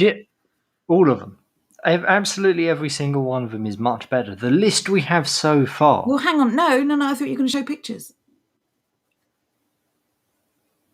Oh, okay. I could do that. I don't mind. So Jordan is not Googling pictures. Are you, Jordan? Oh, for the love of God. 1 minute. What's that other bloody one? Research. Brave. Okay. Yeah, but that implies... Look, as has been well established, I do not like just typing straight into the thing. Well, that's why I thought I'd remind you of it while you're doing it, so you don't type that hated word. I was already on that hated word. Well, then undo it, delete it. I've undone it. There you go. I'm on the other one, the defective one. It's not defective. Whatever. It's not Google. It's hard. Okay, so let's go. Let's go through the list. So we came up with a little bit of a list before the show to give you some suggestions, because some of these things were like, oh yeah, we forgot about that. So here we go. So ham obviously is the first one. What else have we got, Jordan? We've got corned beef as well, which is actually a personal favourite of mine. I very much enjoy it. I know you're not a fan of it at all. No. Which is kind of ironic, considering normally we eat the other way around. I don't trust this sort of corned beef, it must be said. Why is it in a weird plastic wrap and not a can? I don't know. The thing I like the most about corned beef, actually, is the little key that comes with it. This little thing here. Now this is awesome. That's a really good camping essential, I would say, because it comes with its own key. You know, you hear the jokes all the time about, oh, I forgot the can opener. I imagine that happens a lot. So corned beef is another one. What else have we got? We got some Salmon. Some canned salmon. Indeed. Canned salmon jar. So again, any kind of canned fish, salmon, tuna. What was the other thing we said? Pilchard, sardines. Oh, we didn't say pilchard. I've just remembered that. Oh, to be fair, that's a good one. I like pilchards. So all of these things that come in a can are really good to save. They have years of life on them, years and years of life, and of course they stack. They don't take a hell of a lot of space, and these can be added That's to. what you said earlier was. God. Sorry. I was going to say, going back to what you said earlier on, you don't have to like all of them. Just find a couple that you do like, and then you can rotate out. Exactly. I personally do not like salmon very much at all. I like smoked salmon, but raw, or That's poached or fried, however the hell you cook it, I'm not a fan. So I wouldn't buy salmon because that doesn't make any bloody sense for me. Well, this is the point. I mean, we're suggesting these things, but there will be things on this list that you don't like. Don't buy things you don't like. That's silly. Mm-hmm. Buy things that you know your family is going to eat. What else have we got on the list for tinned meats? We've included fish with the meat, by the way, because there's a really kind of finite amount of tinned fishes you can get. So what else have we got? You then have tinned chili, which was an interesting one. Why didn't we put this in under soup, considering it kind of fits within the soup category as opposed to the non-soup category? Well, because technically you'd normally serve it with something like rice or a jacket potato, wouldn't you? I don't consider it to be soup. Like pasta sauce isn't soup either. Okay. And there should be meat in it if it's tinned, unless you're buying chili sauce. Meatballs in a can, there you go. That's a good one, Tash. I've never seen meatballs in a can. Well, you can get tinned meatballs, of course you can. Anything that comes in a sauce. I've never seen this. But the point is, we want to encourage people to preserve food wherever they can, make their own wherever they can. But that's not a reality for many people for a number of reasons. So for those of you who cannot preserve food like this, it's perfectly fine to go and buy a few cans of food. We'd always suggest healthy food, fresh food over canned food. But the reality is it's winter for many of us, and we're not going to be able to grow food this time of year.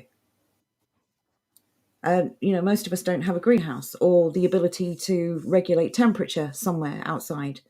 So we have to use what's at our disposal. Reboot Needer said hot dog sausages. While we think they're a bit rank, again, if that's something you eat and something you like, then by all means. And let's remember as well, this is not just for adults. We've also got children to cater to. Mm-hmm. Phyllis Bear just said, honey never goes bad, by the way. Yes, we're aware of that, and that's a really good point. Again, if things like sugar are scarce, you can definitely substitute it with honey. There is a slight flavour to honey. But if you just want to sweeten food, exactly, English Bird, it's emergency food. It's whatever you like. But as you can see here, John's brought up a massive list of things, meat-based food in a can. You've got beef stew, Irish stew, chicken casserole. There's just so much. Stewed steak. The reason we've started with things like this, as opposed to like dried beans, for example, personal favourite of mine, is because this just makes more sense. This is a complete meal in one. Yeah. As opposed to saying like beans or rice or blah, blah, blah, blah, blah, whatever, it doesn't matter. They're dried. You actually have to have something to go with them. You can't just open a bag of like lentils, for example, and start eating them. You need to cook them. You need to do stuff with them. Things like this, on the other hand, this is at least an emergency meal that's there. If you have 10 cans, for example, for all intents and purposes, you have about 10 days of food. Yes. That is far superior to like a bag of rice. Whoop-de-doo, you've got a bag of rice. Now you need stuff to go with it, because otherwise that really will be bloody boring. Something like this, on the other hand, just works straight out the can. Even if it was really, really, really bad, you could just eat a tinned soup. It wouldn't be very tasty. Probably wouldn't feel too good about yourself after eating it, but it would function. It would function as a meal, and that's what the point is. As you just said, the things like preparing beans or storing rice or pasta, It requires cooking. And the reality is we do not know what the situation is going to be. If you've got everything that's already cooked and canned, you've just got to heat it up. It uses less power or fuel, whatever you're using. It's all in one, so you don't really have to add anything to it. And you've still got a meal. It's easy, and anyone can do this. Not everyone is preparing their own food at home. They're not cooking from scratch. Not everyone's in that position yet. So, yeah, this is important. It's a bit of an easy cheat, but it doesn't matter. It's food, and it's emergency food. Well, that's the point of it. It's meant to be an easy treat. It's meant to give you a good head start. Because ultimately, you never know what could have come around the corner. Yeah. It could either be something that's really catastrophic and affects a large area, or it could just be something personal. Like I said a couple of weeks ago, I had a friend who broke their leg recently. You know, going down to Tesco's when you got your leg in a cast, probably not the world's most common thing. Meanwhile, she had a number of tins of soup and various things like that in the house. She was fine. Yeah. Didn't need to go out. Just little things like that can happen. Well, absolutely. It makes perfect sense to be prepared for everything. We don't mention not this just enough. the massive catastrophic thing. Yeah, an accident or an illness could have you stuck at home for a few weeks. I'll never forget when the lockdown first occurred, reading this story, fake or otherwise, who knows, but it really hit me, of this old lady who was so afraid to go outside, she started to rummage through her own bin. Mm-hmm. And I just thought that shouldn't happen. That should not happen to anyone. Doing something at the like very this least, will prevent it from happening to anyone else. Exactly. At the very least, you should have stuff stocked away so that doesn't happen. And here's the thing as well. A lot of home cooks make meals from scratch. And they're time consuming. And they have lots of components. Again, yes, this is a cheat. And it's probably not as good as anything you'd make from scratch. But it is food. It can be heated up. And it will fill you up. Oh, you can add stuff to it. And you can add it to stuff. Well, Jordan mentioned a couple of things he didn't like earlier. One of my things I absolutely can't stand is rice. But I've got a big 5-kilo bag of rice in the cupboard. And I'm thinking, when food gets scarce, when I'm reduced to one of these tins and I'm having to have like half a tin a day, I'll split that half into 2 portions and I'll bulk it up with rice. As long as you mix the rice into the meat, into the sauce, basically won't taste it anyway. It's just filler. Mm-hmm. But it might mean the difference between sitting there starving all day or feeling full up enough to do the things I need to do. So your despisement of rice reminded me of something. When we was planning this, we got into this conversation about learning now to get used to those start foods. customizing yourself to certain foods. Yeah. So, for example, in Joe's case, it would be rice. It's just the feel. It's just the feel of rice on the tongue. Is this maggot thing? I don't know. I just whatever. I'll have to just do it. Excessively weird. If it's a clump of it though, like like just really thick porridge. If I just tell myself it's really thick porridge, or like semolina, tapioca, and just and it doesn't taste like rice, which doesn't really taste of anything, by the way. Oddly enough, you may like risotto. Yeah, maybe. Anyway, because it's kind of clumpy, as you said. It's very. I'm not sure what the word is, but like gloopy. Yeah, but it's not covered in sauce. If it's covered in sauce, I'll try it. It's in its own sauce. Yeah, but not a thick, meaty sauce. Come on. There are standards. Okay, I'll go on. Johnny Not Pal says, a jar of Marmite or a cube of Oxo will make anything taste of meat. And that's another good point. Something else I wanted to bring up. Get to know your herbs. They're cheap. You can buy them dried. You can stock up on those now. Get to know. You can grow them. You can grow them. You can grow them on a windowsill, by the way, in your kitchen. You do not need a lot of space for herbs. But get to know which herbs go with which meat. And he's right. You could buy the cheapest, naffest tin of, stewed steak and add a little bit of something to it. And suddenly you've got a really edible, tasty meal. So Oxo cubes are a really good idea because they're cheap and they last for ages.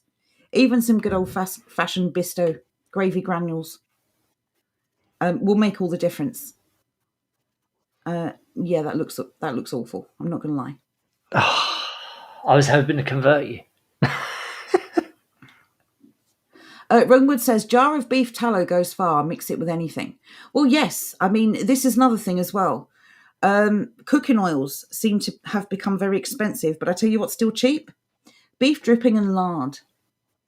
Mhm. And our Oh ancestors... yeah, lard is still dirt cheap. Yes, it is. So I would stock up on that because, again, lasts forever if you store it properly. Let's actually just have a quick look. What is lard from Tesco? Let's find out.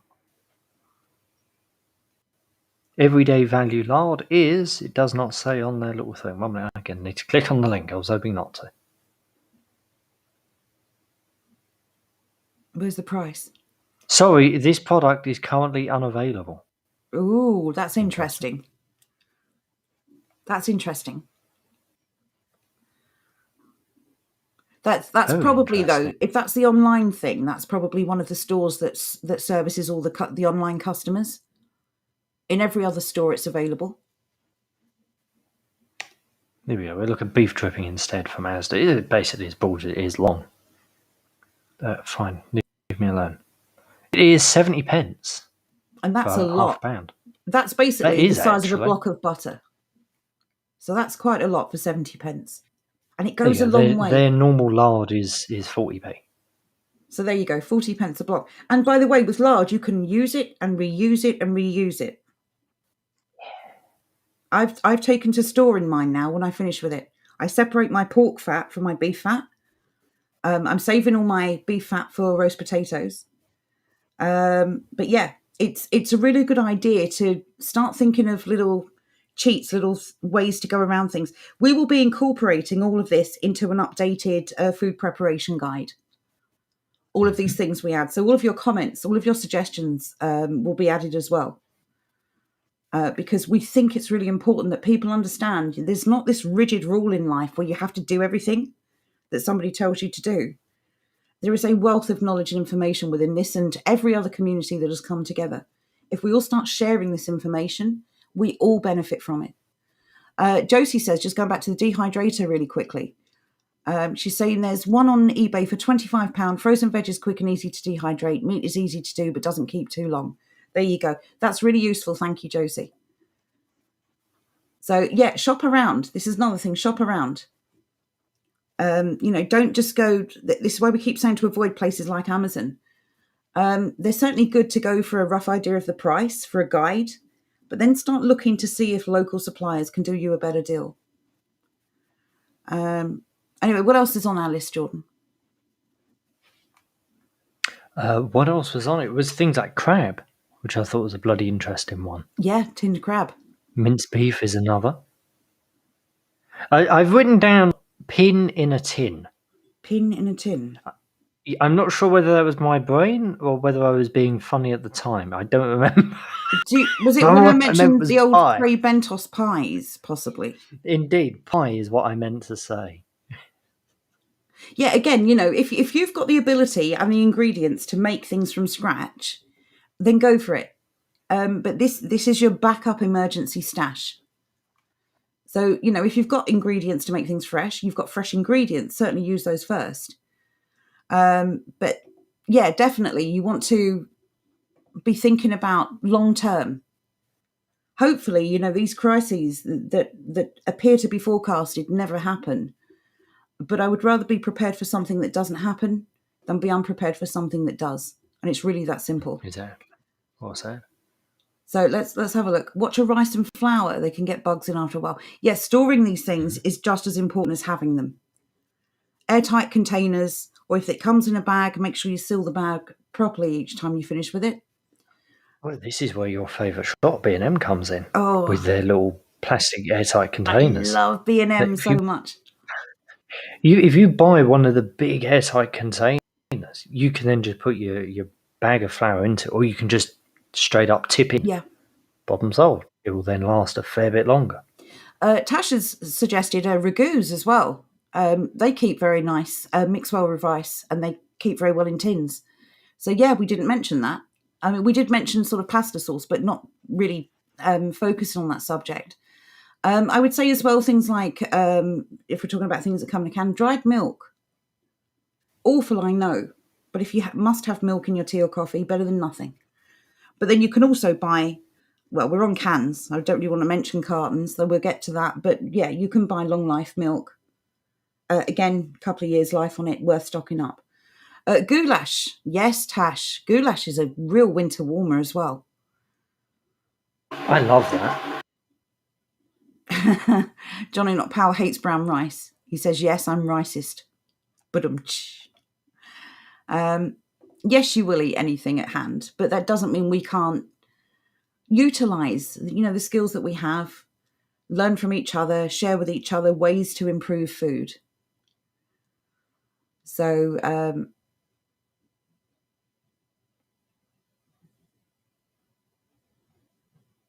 Tim says, this is all planned. They don't need all of us. Get ready for war, people. I think we can agree they've declared war on us. The beauty of this is we don't actually have to fight them to win. We just have to stop playing the game. That's how we win. Nobody has ever won a revolution or a rebellion by publicly announcing it in their enemy's face. You quietly stock up, you quietly prepare, you build up your numbers, you network, you build communities, you build groups. That's how we win. We protect each other and we protect ourselves. Roy Bob says canals in the UK are full of crayfish. I was watching something earlier. Apparently European crayfish have been eradicated by the North American crayfish. Indeed. They were imported here and the indigenous species has been wiped out. Bread and scrape. We were talking about this before. My grandparents certainly used to have lard sandwiches, or dripping sandwiches as it was called, beef dripping. It was subsistence levels food, but it worked. And when you think about the kind of manual jobs they had, it got them through. But all these things, of course, have been, spat on by the government over decades. All these things that are good for you, like this war on fat. Eat sugar, because fat's bad for you. Well, which one did it turn out caused heart attacks and blocked arteries and was super addictive? It wasn't fat, was it? So yeah, there's loads of information online. There's loads of information within this community. But tin pies are a really good one. Because again, the lifetime of these things is just something that can't be sniffed at right now. Again, fresh food, you're going to use it up. Hey, Sniffer Joe could sniff them. Sniffer Joe could sniff anything. What are you talking about?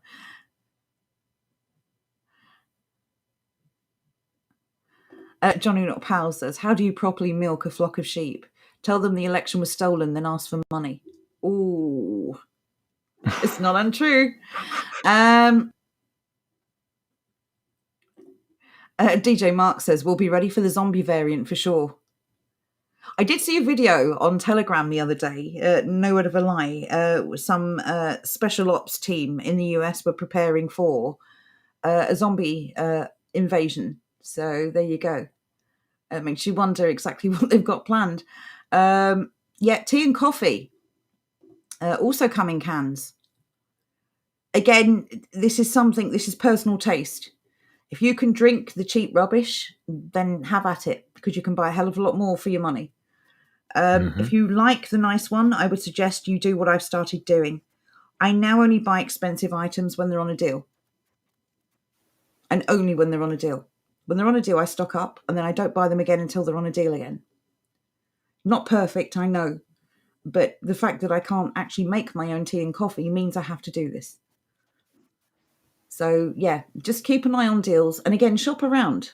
If you have a regular supermarket that you use, if you're not already using a local farm shop or supplier, look at all of them. And if you can afford to, if you're in a position to, buy certain things at certain stores. There is no reason why you have to do all your shopping under one roof. So anyway, what else did we have, Jordan, by the way of tinned foods? That, I believe, was it not? We had puddings. Did we want to cover that in a different time, or? Well, we can briefly cover it. I don't think it really deserves its own place. It's not a staple, is it? It's a treat more than anything. But there are puddings, like suet puddings and things that are extremely filling. So yeah, anything that comes in some kind of preserved receptacle, anything in a can, anything in a jar, anything that's freeze dried or sealed, We'll work our way through this list, but in the meantime, anything you can think of that has a long life, by all means, if you can afford to, if you're in a position to, start stocking up. It's really important that we do not get caught out. Yeah, we're definitely going to cover tinned fruit as well, although we may as well cover that now, actually. The same applies. Well, no. I think tinned fruit is its own thing. There's a couple of things we wanted to mention, just talking about this particular subject. A couple of things we were talking about earlier, and we were like, oh, these are such good ideas. We need to share them on the stream. This is something, I can't take credit for this one. I read it on a post from someone else. With any tinned vegetables, you can use the liquid to cook other foods that require boiling or steaming. So that's one thing to consider. And we were talking about one pot cooking. And we were talking about the fact that if you time things correctly, you may be able to save on fuel or power or gas or whatever you're using by just timing how you throw things in a pot and cooking them all in one pot. That's using less water, it's using less power. The pot's already hot when you're adding more things. It's a really good idea to get used to that, especially if you're doing things like casseroles. We already have this mentality when it comes to slow cookers. You said something about cooking pasta in an Instapot. What, in a slow cooker? Yeah, but one of those. I don't know. I don't have one. What I like an Instapot, I don't have one. That's what I thought you said. Well, what I originally said was you can cook pasta in a frying pan. I believe most chefs do this because it's fast. But yeah, you can cook pasta in a deep frying pan. It's closer to the source of heat. Use less water. And of course, it will come to the boil quicker. If you cook it, as they say, al dente, where it's just starting to cook, just starting to be edible, you can then take it out and add it to the sauce directly. Or you can add it to a slow cooker and cook the whole thing once you've started it off.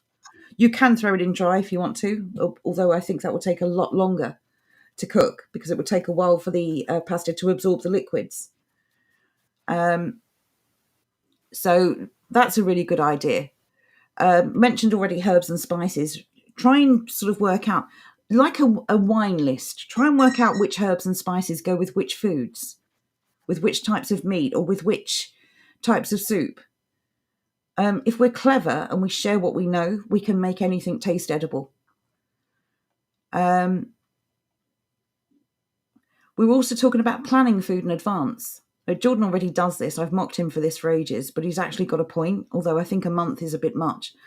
But if you plan your food in advance, maybe a week at a time, you can make sure you've got the right amount of each food you're going to need. It means you can plan meals, especially if you get down to somewhat of the last knockings of your stash. You want to separate those meals.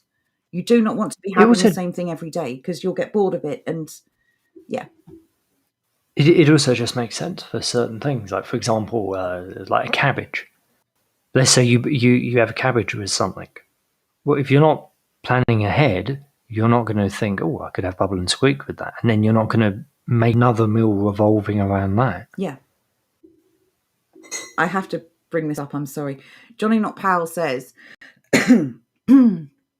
relationships are like Indian food. They start out hot and spicy, but end up with someone on the toilet crying and saying, why me? This is why I don't eat Indian food, just saying. I can't do curry. The smell of it makes me gag. So planning food for the week. I mean, we've still got freezers, but we don't know what's coming. We don't know if it's going to be power cuts or rolling blackouts. We don't know if there's going to be difficulty getting food. Yeah, we don't know if there's going to be rationing. We just don't know. But we can prepare for most things as best we can. I also want to talk to people about weight. As a woman, my weight fluctuates. I think this is a thing for all women. I don't know. But my weight fluctuates. And I really like this idea for people who might be struggling with weight right now. This idea of monitoring your portions, reducing your portions now. It may sound a bit antithetical, but if you can get a handle on your portion sizes right now, maybe insert more veg, because canned veg is exceptionally cheap as compared to everything else. It's better that you ration your own food to a point where you are comfortable rather than wait for them to ration it for you. Because as we said at the start of the show, we don't know what rationing actually means. We know what it means in theory. It means controlling what you can access, what you can buy.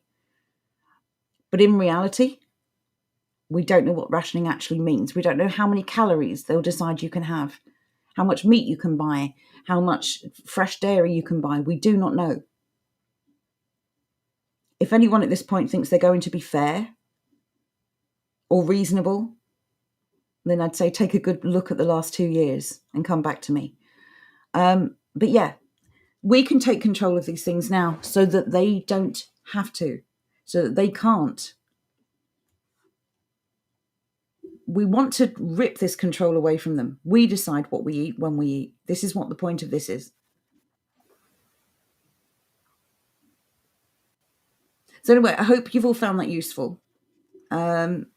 We have a challenge for you for next week. And next week we are going to be covering vegetables.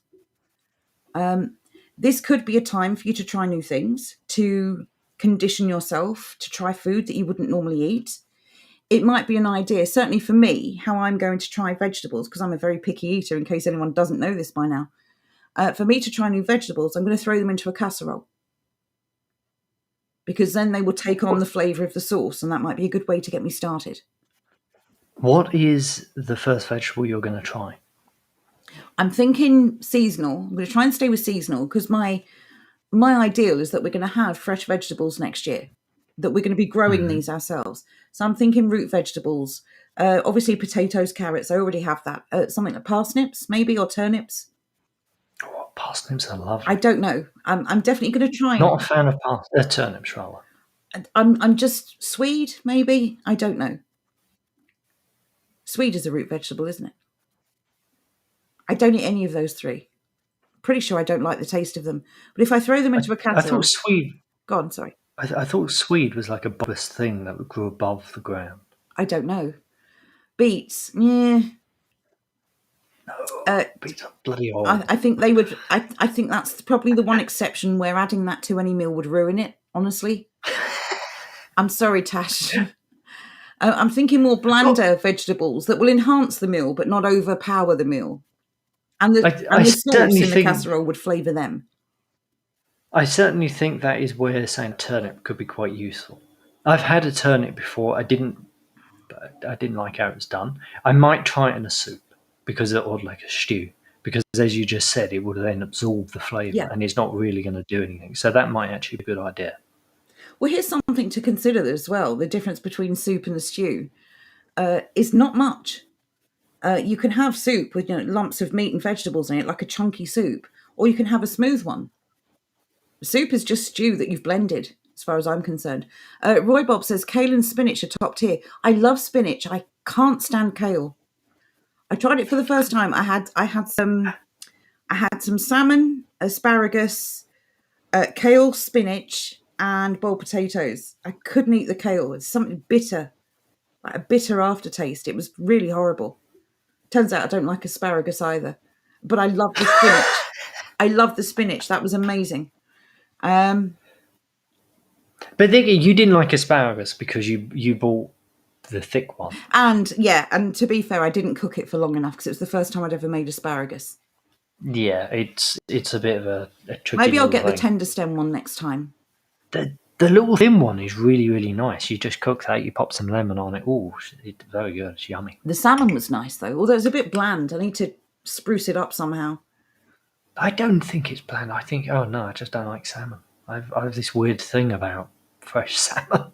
I love fish, but just salmon is not, no, it's not for me. Smoke it. That's what you need to do with salmon. That's the best variant of salmon ever. Well, smoking is another good way to preserve meat. But again, it's detailed. It's something you have to learn. It's something you have to get right. Maybe people have got time to learn that this winter. Good luck to anyone who does. And as always, take pictures, please, and share it with the rest of the community if you nail it. Or video. Ooh, that reminds me. Talking of taking pictures. Sorry, carry on. I'm going to go find something. English Bird says, get a soup maker. That's a really good way to do it. They normally have built-in recipes, but you can always just make something and blend it down. But I do believe they're quite inexpensive at the moment. I mean, Christmas is coming. You could ask for some of these things for Christmas if you're in a position to. I do like pickled red cabbage, Roy Bob.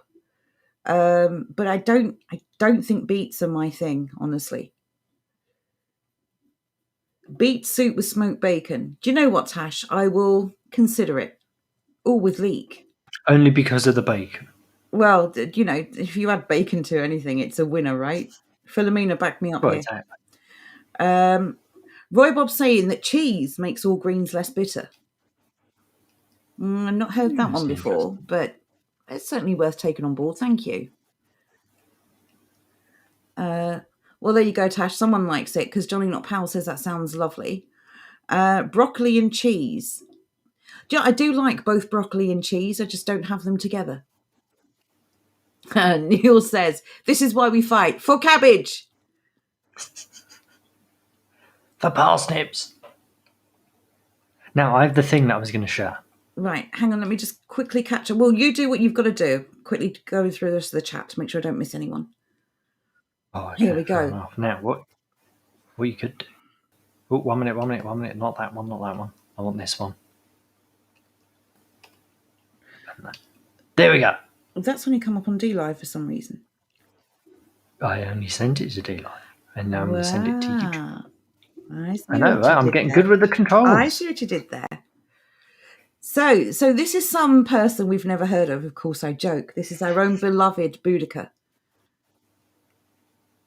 And she's on a teaching trend. This is someone who, once again, is so supremely gifted in so many things. She is a one-woman, just crazy producer. She does everything. And she's done more editing in this 2-minute video than I've done for the channel in nearly 2 years. she's wonderful. She's extremely talented. And yes, she is teaching people how to knit. And again, you know, this might be something that you're interested in. You might think, oh, that's for old people, or you might just not be interested at all. But it may be something that you come to rely on in really cold weather. So at the very least, go and watch the knitting introduction. It's a genuinely lovely video. And aside from that, she's one of us. So please get over there, show some support. And yes, the wonderful Boudica. This is amazing. Yes. Yay! This is amazing. There we go. She deserves every bit of support she gets, honestly. She's so wonderful. She's homeschooling children. She's growing her own food. She's rearing her own chickens. She's pretty much doing this single-handedly, although I suspect she'll be recruiting her children into it as they get older. She's just amazing. She's a machine. Video editing extraordinaire as well. Oh, yeah. So, yes, please go over there, show some support, show her that this community looks after its own, please. And if you're in a position to, this is just a knitting stream, nothing controversial there. Please share the link. If you know anyone in real life who's into knitting. She's got such a wonderful voice as well, very relaxing. It is. That's what I love the most about the knitting introduction video. You could almost fall asleep to it. I was just going to say, it reminds me very much of your whittling streams. Because it's just relaxing watching you. It's like a chill out hour. Honestly, it's so good. You think that because you don't have to do much for the streams. No, when I'm on with you, I have to do everything and I'm still relaxed. How's that work? That's crazy. Oh, maybe it's just some sort of mind trickery. Maybe. Anyway, so yes, as Will says, yes, Boudica is great. Check her out. Thank you everyone in advance for showing support to Boudica. She does deserve it. She's a wonderful lady and everything she does is to give something back to this community. So she's a real example. Thank you everyone. Thank you Reboot. Just followed Boudica, 5 followers now. Let's try and get that up into double figures. Let's try and get to 20 this evening, please. Minimum. It'd be really interesting to find out how many of us actually have Odyssey accounts. Yes, it will.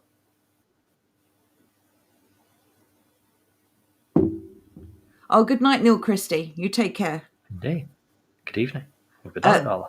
Why do you say good evening to say hello to somebody, but not like goodbye? Well, I do when I catch that someone's leaving. I do, but sometimes I don't catch it, or sometimes we're in the middle of something. And I leave it. No. What I mean is like in the evening when you meet somebody, you say good evening. But when you're saying goodbye to them, you don't say good evening in reply. Interesting. Not really. It's just a weird bloody question. My brain is not working. To be fair, in the case of Neil, he did say, "I'm going to bed now," so the good night was appropriate. But I do think you're right. Thank you very much, Tash. We hope everyone found this useful. We're not teaching Granny to suck eggs, as they say. We know that a lot of you are already doing this. But if you want to share the stream, and we hope you do, if you want to share the message, what is the message? Self-improvement, It goes back to those talking points. Yeah, it comes back to look after yourself. Self-reliance. We cannot rely on the state to provide for us unless what we want them to provide is bad. Okay, we start taking responsibility for what we have, for what we need, for what we get, for what we store, for what we save. And we work together with other like-minded people. We know that most of you have been with us a long time and you know what's what. But we constantly get messages from people, normally after the show, to say, great stream. I'm so glad I tuned in. So we've constantly got new people here. So if it feels like we're repeating ourselves or being condescending, we're not. There's always someone new on the stream. And this message is for everyone. So please share far and wide. This is actually useful information that hopefully will benefit people. Just a quick reminder, yes, Will, Free Gamer. I'll put this up on the stream. I can't copy it into the chat. Jordan, can you grab this, please? I can indeed. One moment. It is the UK... don't move. It is the US Patriot Brunchcast. There is a link and there are the times. It's 4 p.m. UK time. It is 11 a.m. EDT, and there is the link. So if you haven't already followed Will, please go and follow Will. There's an amazing well, it's not a podcast really, is it? It's a stream, I think. But even so, please go and follow Will. Again, another fantastic member of this community. We haven't forgotten Cockney Nutjob, of course, with your crazy music, which everyone loves. So again, if you haven't already subbed to these channels, please do. Hasdak says, gotta go walk the dog. She's staring at me. Well, she's staring at you. Yes, you're going to break her heart. Roy Bob, that's very kind of you. This is a cozy chat. It's a wonderful community. We feel very honoured to be a part of this great community. So thank you, everyone. Oh, there we go. English Will. 4K DTV special Halloween Sunday PM 9 p.m. There you go. So yes, everyone, have a fantastic weekend. As you'll see from the background we've got up today, it is going to be Halloween on Sunday. And unfortunately, we're not streaming on Sunday, which is why we've not made a big deal of it. Happy Halloween, everyone. Beanaween, as we should now call it. Yeah. Everyone, just be safe, be careful, be prepared. Let's do this together. Let's ignore them, Muttley. Let's do this together. Again, just a quick reminder, your challenge is tins of or canned vegetables for next week. I hope everyone will join us in buying these things, and we will see you then. Stay sane. Best message of all. Thank you, Johnny. Wow. I think that train left the station a while ago. Yeah, I think stay sane will be our closing message from now on. So good night, everyone. Regain sanity. Yes. Yeah, this stream is a little dose of sanity. It needs to hold you over till next Friday. So fingers crossed. Take care all. We miss you already. Have a great weekend. Bye for now. Indeed.